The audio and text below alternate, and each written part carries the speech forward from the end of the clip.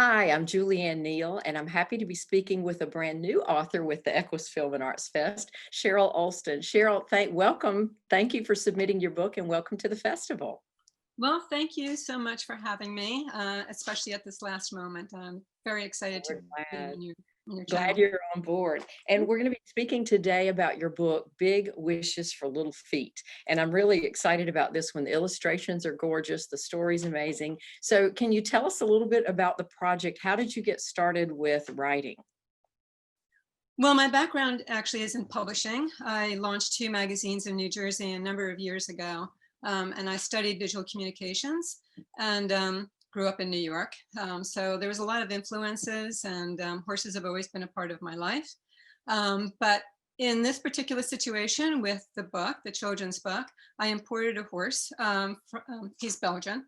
A couple of years ago, his name's Lafitte de Muse, and this little guy just inspired me. And something that I had written to somebody one time, it was an interview, and I wanted to read the opening line because I think that that will sort of set the tone. And what I had said is that every once in a while, something special crosses your path. And with that, an opportunity presents itself. And so it was with Lafitte de Muse.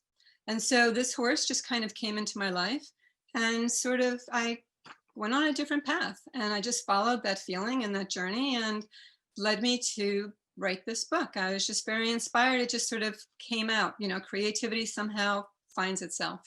Definitely. Well, Little Feet definitely is based on a real horse, Lafitte Yeah. de Muse. Now, Yeah. you also have some other characters in the tale, Ella and Aunt Anastasia. Are they also based on real life personalities, or are they part of your creative process? Um, no, I mean, I knew that little feet, and feet as an FEAT, which means courage, strength, and skill. I just want to sort of point that out.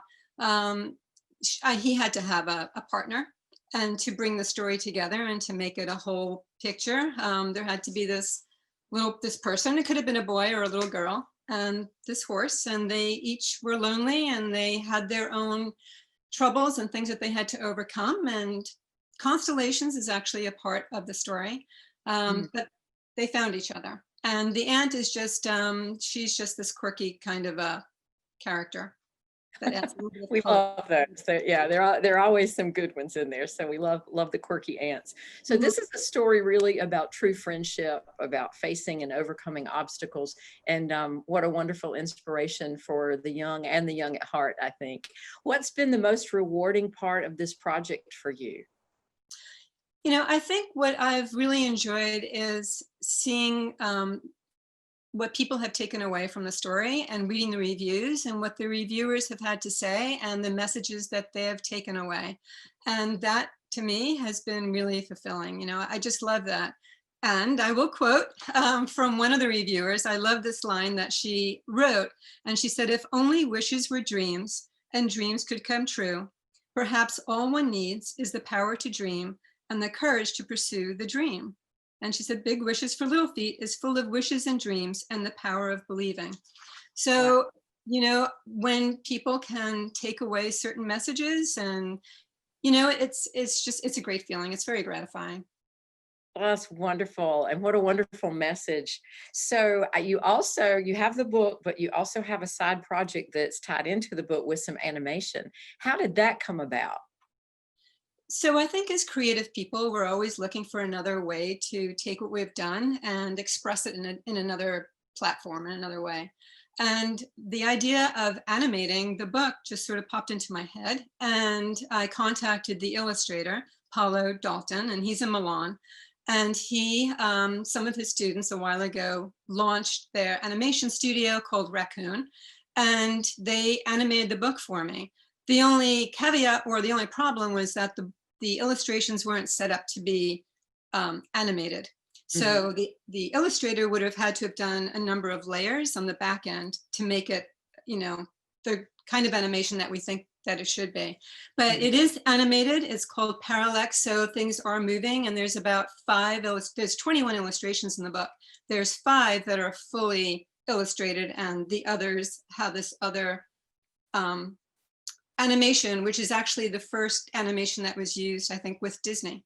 So This is new to me. Trying to understand what some of the animators were saying to me was a huge learning curve, but I'm really happy with how it turned out.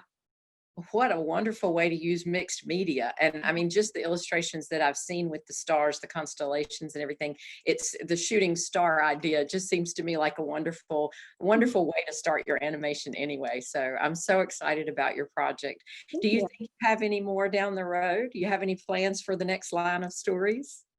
So I do have other stories in my head, and I started writing this Little Feet in 2018, and started some others on the way. But this just sort of started to snowball, and as you know, marketing and everything sometimes takes over, and it's put a little bit of a stall on the other projects. But I do, and at some point I will write a sequel to Little Feet, because Ella will now be of the age where she's coming into being a teenager, a young teenager, and that's when young kids start to question who they are, and they have a lot of questions. And she sort of goes off with Little Feet on this adventure to try and figure out who she is, and sort of why her parents sent her off, and did they leave her. And so that will come. But I do have other stories, and they are about children, because I love children and I love a certain age. And so I'm excited to get going on my other projects. Thank you for Well, asking. congratulations on this first one, and I know I can't wait to see what comes next for Ella and Little Feet and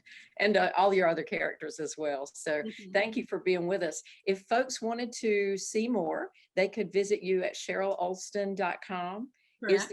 Are there any other ways you want people to reach out? The website is great. I mean, we just started. We just put the Instagram page up, which is Fleecy Press. But to learn a little bit about the author, well, myself, but the illustrator, Paulo, who's great, and anyone can look up his website. And Lafitte Demuse is on there.